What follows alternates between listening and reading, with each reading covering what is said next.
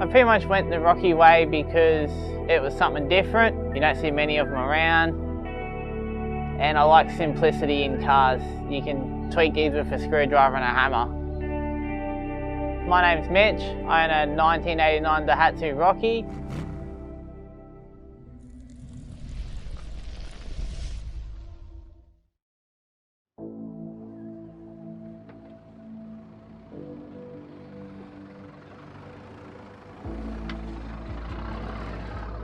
Bit about me, I'm a fitter machinist by trade. Now I'm currently doing hydraulic cylinders for mining machines. So a bit of a change, but loving it. Getting into like the four drive scene, I had a Hilux. I think that's sort of where it all started. Was you see other four drives out there and it's like, I want one that can do that. And then so it's like, okay, well, I'm an apprentice. This all started when I was an apprentice, so money was very, very tight. So that's how the Daihatsu came along.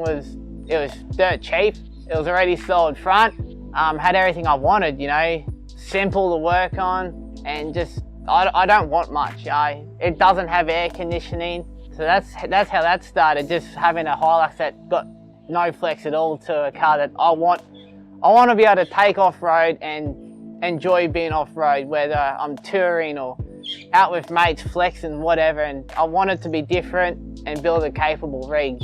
I'm on Monday to Friday, I'm in a workshop playing with cylinders, and I come home and play with four drives. What more do you want? The camping side of things was just more, Dad just said one day, hey, would you be interested in going camping? I'm like, oh yeah, I'll give that a go.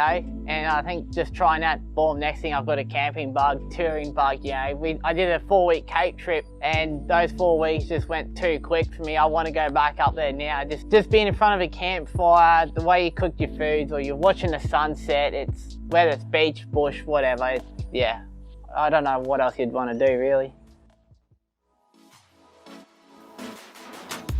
So I've had this probably 2.5 years. The car itself came from a farm just out Goondiwindi way. Motor was wrecked. That Rocky's been my learning curve for motors, gearboxes, diffs, four drive scene touring. It's done on the cheap, but hey, it's done everything everyone else can do. Motor itself is built to standard spec. There is no oversizing. It's all running factory spec. They call it a DL52. The T on the end was for turbo model, so that's got a DL52T. It is a 2.8 4-cylinder. They do run a different setup to most of your 4-cylinders. They call them a tri-Y. So it's a 2 intake with a 3 exhaust port head. So all up, you've actually only a 5-port head. Exhaust wise, 3-inch straight through, dumped over rear diff. Doesn't sound too bad. There are better sounding trucks out there, but it's good. I like it. It's definitely a head turner. All bar work is made here at home. Side rails, that 4-inch Stano snorkel was made here at home as well. Standard headlights, they're just LED bulbed insert. You'll see 2 aerials on the bull bar. One is for the 2-way and the other one is for the Selfie phone booster. I think it's a 6.5 dB gain as well. On the roof there is just a roof basket for a single cab vehicle. It does have the Tread Pros on there and a 40-inch light bar. And then on the bull bar itself, there is 2 different types of light bars. You'll see one longer one there and 2 short stubby ones. They are eBay spec ones. I do recommend not cheaping out on light bars. All 3 do get moisture in them. They are terrible. Spend a bit more money, get something decent, please. I've learnt the hard way. Going underneath there, the axles are pre-90 Hilux front and rear. The rear one is a chopped IFS Hilux axle because it does run an offset rear. The reason I went with the offset rear is for 2 reasons. They are factory offset, and I wanted to keep the drive shafts as straight as I could. The drive shafts themselves did have to get lengthened, the front one mainly because of the major lift. So suspension is EFS leafs with Oztech shocks. The shocks are 4-inch MQ Patrol shocks, just off the shelf, no custom valve or anything, they're just off the shelf. Shackle wise, shackles are all standard, there's no extended shackles or anything. Steering arms are off a 75 Cruiser but have been chopped to suit. And again, the steering dampener is off a 75 Cruiser. I don't know why, but Daihatsu ran leafed over on the rear and leafed under up the front. So people go, well, how'd you get away with going leaf over on the front when it acts as almost a 6-inch lift? Well, the shackles on these utes on the rear are inverted. So what I've done is I've flipped the shackles upside down and it has since leveled out the car. You know, I'd say it's got 3-inch leaf pack on a 6-inch leafed over conversion plus the tires. You know, it's near 10-inch lift. Yet it's still smaller than a Cruiser. So it doesn't stand out like your modern cars. The diffs that I've got, the ratios are 4.33 Hilux centers with e-lockers in them. Rim and tire combination, I chose to be, again, slightly different. I am running the Hankook Dynapro MTs. The rims are 16 by 10 neg 44 steel dynamics.